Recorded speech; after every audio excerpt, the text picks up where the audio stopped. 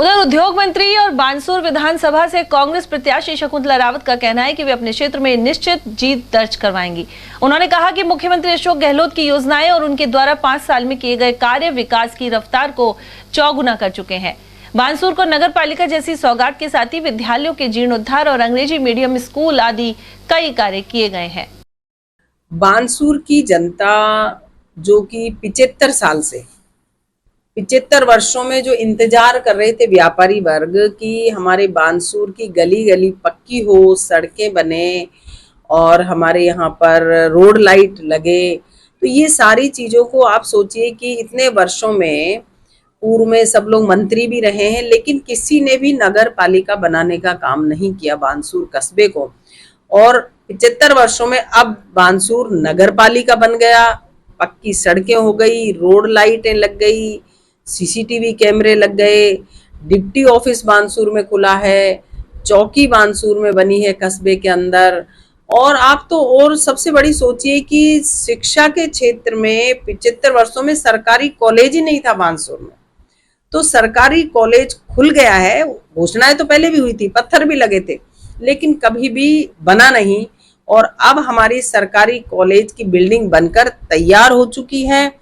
और आजकल ये तरह तरह की बीमारियां चल रही हैं कि हमारे बानसूर में उप जिला अस्पताल बन रहा है करोड़ों रुपए का, तो वो काम भी हमने चालू कर दिया। हमारी कोई घोषणा पेंडिंग नहीं है, हमारे काम चालू हो गए हैं। उप जिला अस्पताल का काम चालू हो रहा है, हमारा ट्रोमा सेंटर बन रहा है, दुर्घटनाओं को देखते हुए तो ट्रोमा सेंटर का काम भी चालू हो गया हमारा। और जो बस डिपो बनना है उसकी भी हमारी जमीन अलॉट हो चुकी है। और नारायणपुर में इतने दिनों में कभी भी मेरे नारायणपुर वासियों को अगर कोई रजिस्ट्री करानी है, उन्हें चरित्र प्रमाण पत्र बनाना है, निवास प्रमाण पत्र बनाना है, तो उन्हें थानागाजी जाना पड़ता था। तो वीडियो से कोई काम है तो थानागाजी जाओ। अब हमारे नारायणपुर में उप तहसील भी हमारे राज्य में ही बना, और अब तहसील बना दिया, उपखंड बना दिया। अब वहां पर नायब तहसीलदार बैठता है, तहसीलदार बैठता है, एसडीएम बैठता है, और पंचायत समिति भी बना दी है। वहां पर बिजली के, पानी के, पीडब्ल्यूडी के एक्सचेंज ऑफिस खोले हैं हमने, बालिका कॉलेज है, और अंबेडकर छात्रावास वहां पर निर्मित हो रहा है। तो ये सारी चीजें करोड़ों रुपए का, तो ये सारे काम अब हुए हैं। पहले कभी सड़कों का जाल बिछाना हो या पानी की पाइपलाइन, बोरिंग्स, ये सारे काम नहीं हुए। तो मेरे जो बानसूर की जनता जनार्दन है, 36 बिरादरी कांग्रेस पार्टी को वोट करेगी कि विकास के पथ पर आगे लाकर खड़ा करने का काम किया।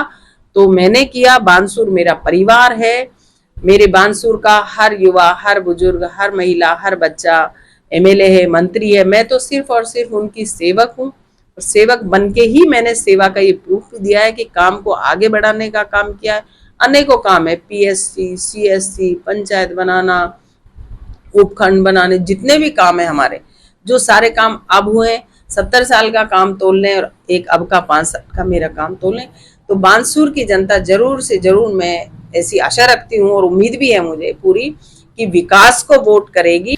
उधर उद्योग मंत्री ने केंद्र पर निशाना साधा, साथ ही कहा कि कांग्रेस सरकार राजस्थान में रिपीट हो रही है और ऐसे में बौखलाहट के चलते ईडी का दुरुपयोग किया जा रहा है। पूरे राज्य में आप देखेंगे कि एक कांग्रेस पार्टी का माहौल बना हुआ है, क्योंकि राजस्थान सरकार की माननीय मुख्यमंत्री महोदय अशोक गहलोत जी ने जो योजना बनाई, जो बजट पेश किया, चाहे स्कूलें क्रमोन्नत करने का हो, हॉस्पिटल्स खोलने का हो, और सड़कें बनाने का हो, बालिका शिक्षा फ्री है, ड्रेस फ्री है, ओल्ड पेंशन है, जिसमें कि राजस्थान के कर्मचारियों का जो भविष्य है उसको सिक्योर करने का काम किया, तो राजस्थान सरकार ने किया है। आरजीएचएस है, पहले कर्मचारी को किसी से उधार पैसे मांगने पड़ते थे, बाद में बिल बना करके देना पड़ता था। तो आज देखेंगे कि आप एक कर्मचारी अगर एक गोली का पत्ता भी लेता है तो अपना कार्ड दिखाए आरजीएचएस का और उसको मिल जाता है।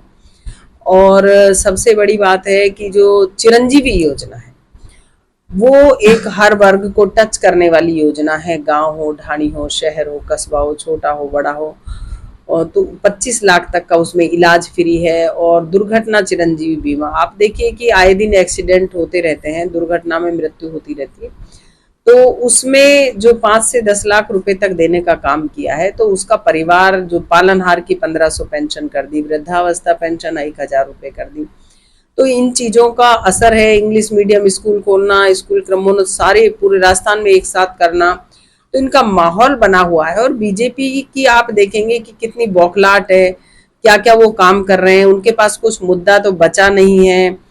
और इलेक्शन टाइम पे परेशान करना नेताओं को, कांग्रेसी लीडर्स को, तो ये सारी चीजें आप देख रहे हैं कि बीजेपी की बौखलाहट को दर्शाती हैं। तो बिल्कुल बीजेपी की हार निश्चित।